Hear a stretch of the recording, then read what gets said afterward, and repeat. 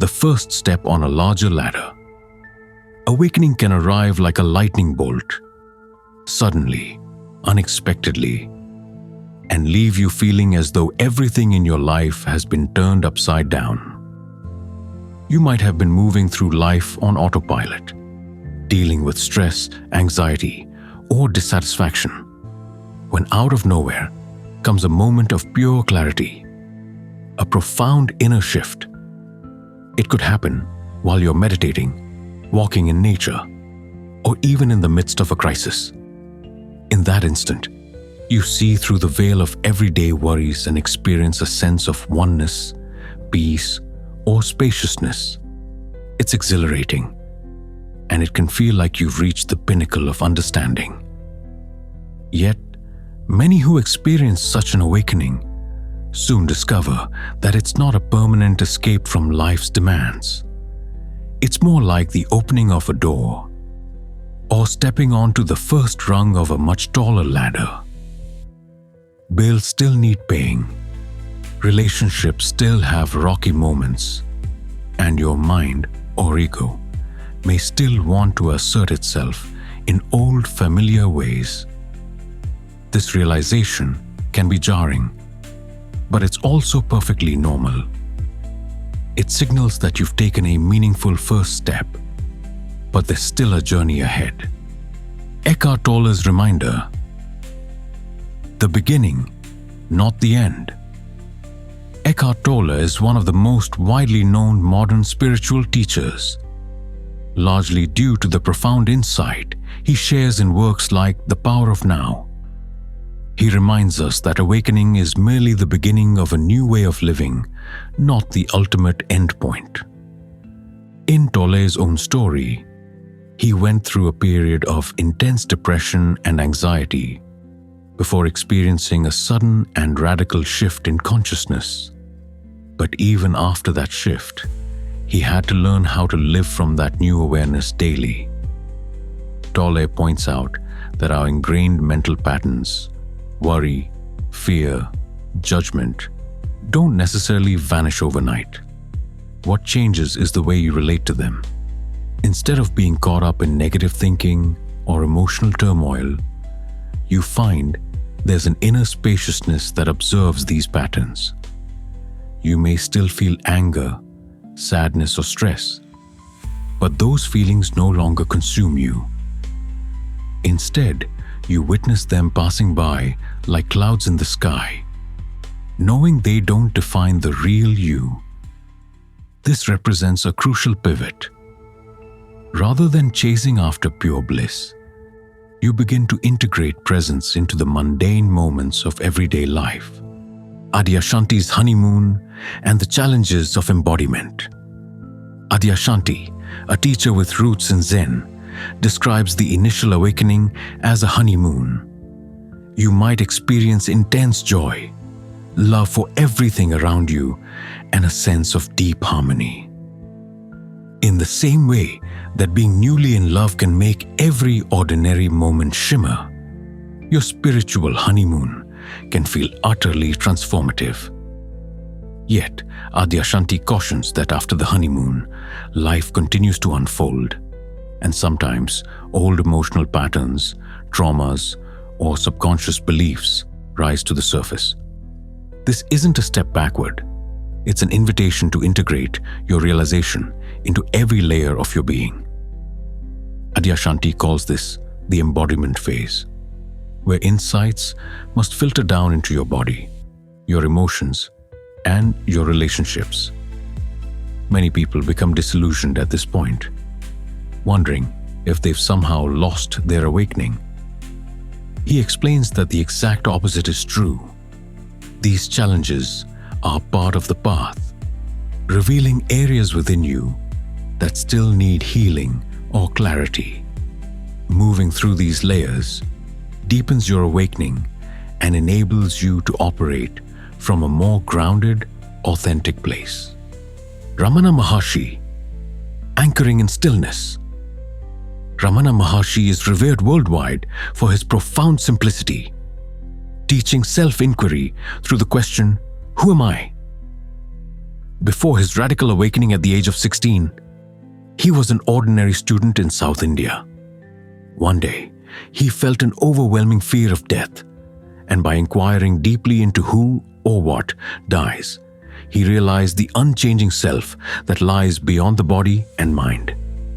For Ramana, the key to life after awakening is unwavering stillness, a quiet abiding in the essence of who you really are. You continue with your everyday tasks, eating, sleeping, working, but you nurture a silent inner awareness that remains unshaken by life's dramas. If you find yourself feeling anxious or overwhelmed, Ramana's advice is always to return to that question. Who is feeling this anxiety? Who am I really? Over time, you discover that your true identity isn't your restless mind or your turbulent emotions. That recognition can turn every moment of daily life into a constant reminder of your real nature.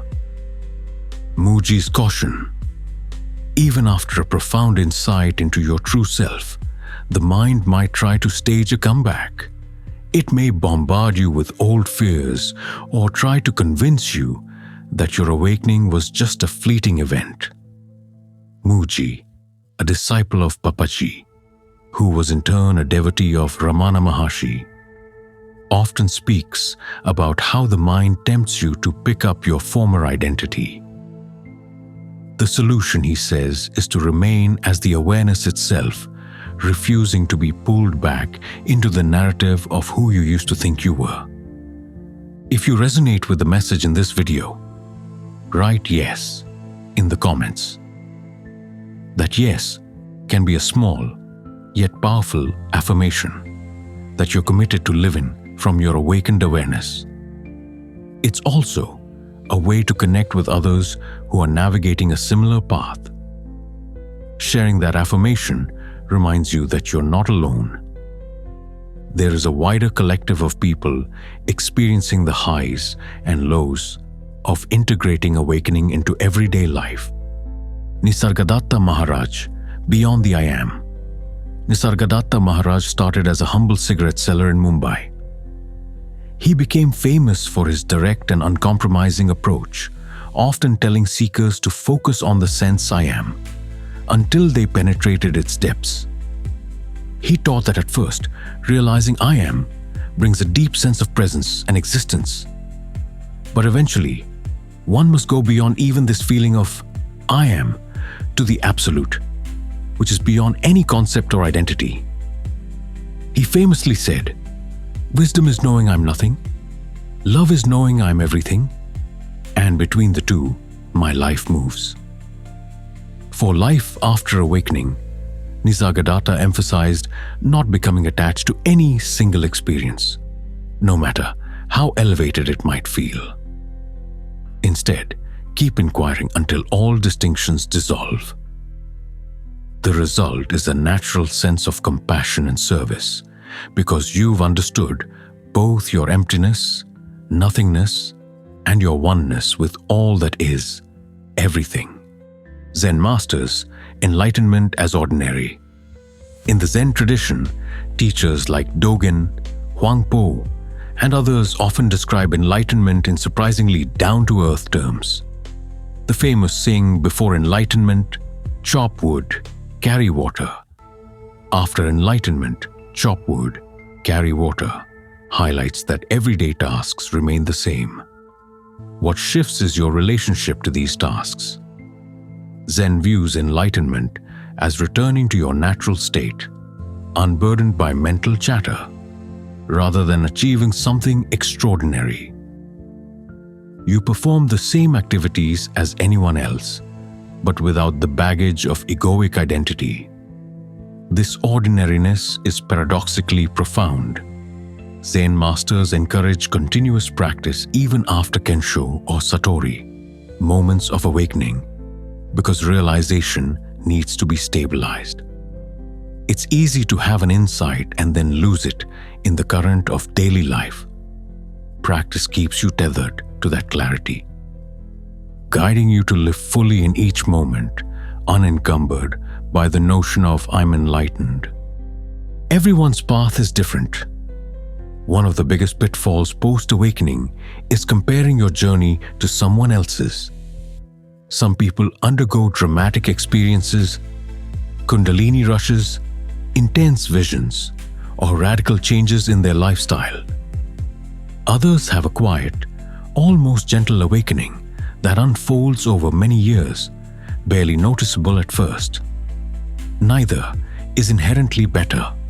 What matters is the sincerity with which you continue your inquiry and integrate your realizations.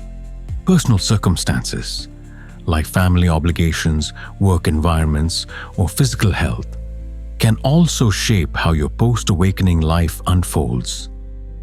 The teachers themselves had diverse life stories and paths to realization, which shows that there is no single blueprint.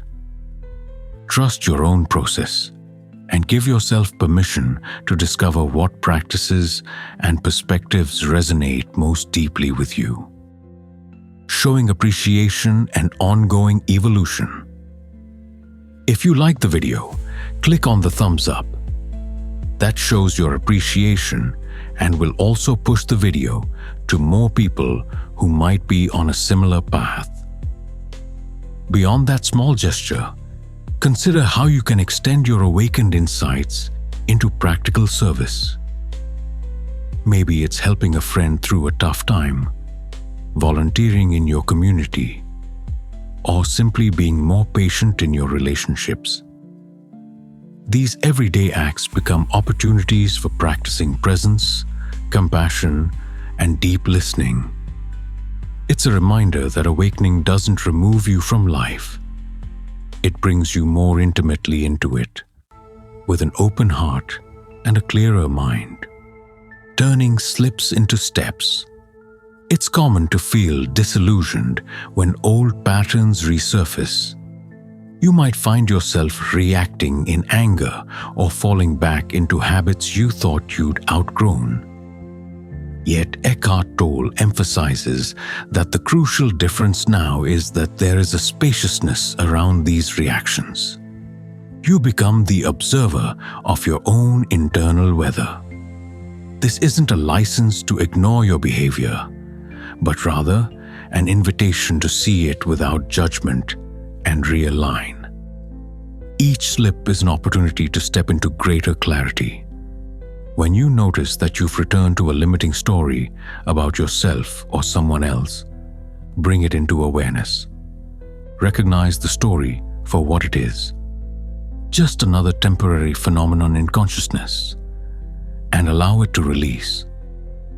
Over time, these once unconscious patterns lose their grip, and you find yourself responding to life's challenges with more wisdom and calm. The never-ending journey. The more you live from this awakened space, the more you realize there's no final finish line.